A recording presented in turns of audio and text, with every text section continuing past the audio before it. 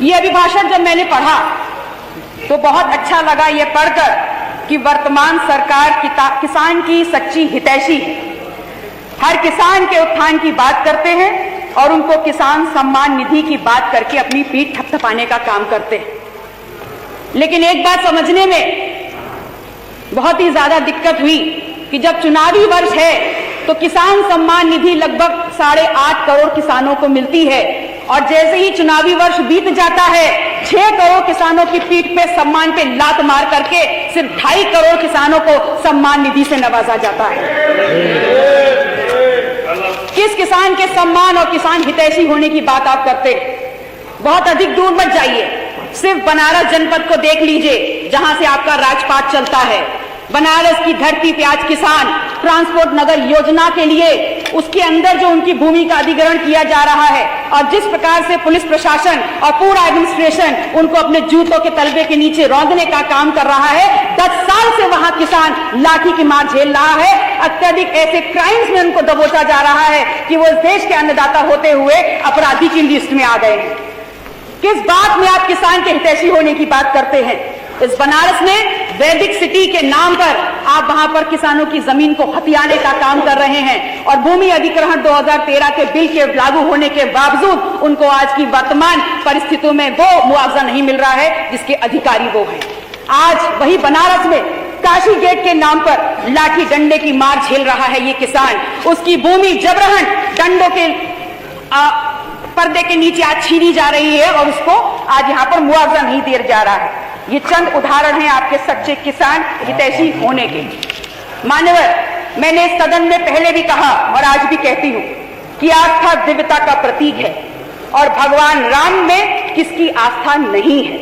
भगवान राम में हमारी आस्था किसी प्रमाण को नहीं चाहती और ना किसी प्रमाण की मांग करती है। भारतीय समाज ने जिस भगवान राम को पूजा वो वनवासी राम है, वो केवट मल्लाह का राम, निषाद का राम है, वो सबरी का राम है, वो राम है जो जंगल में कंदमूल खा कर रहा है, जो गरीबों का राम है, जिसको आज आप नव्य भव्य बनाने चले हैं। उसकी दिव्यता अलौकिक है और युगों युगों से है।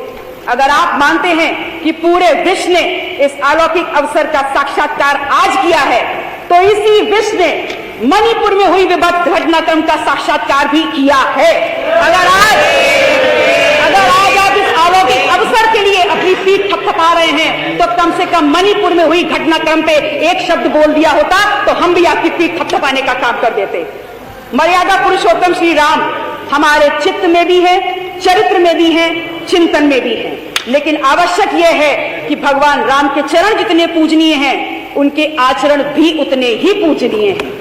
राम की नीति और नियतियां सर्व समाज के उन्नयन के लिए हैं, परंतु अफसोस, मान्यवर अफसोस है इस बात का कि आपका पूरा प्रयास है इस बात पर कि आप भगवान राम को उनके अपने राजनीतिक तल पर लेकर आए।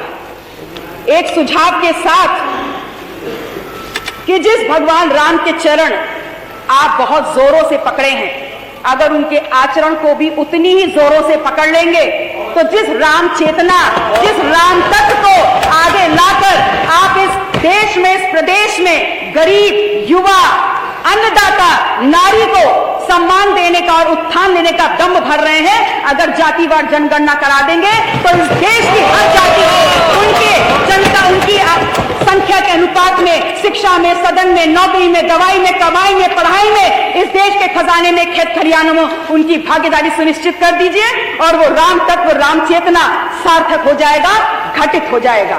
लेकिन कहने में कतई भी दोष नहीं है कि जो आपका चाल है, जो आपका चरित्र है और जो आपका चेहरा है, आपका उससे ये सत्य होता दिखता तो कदापि नहीं है। बहुत बहुत आभार मान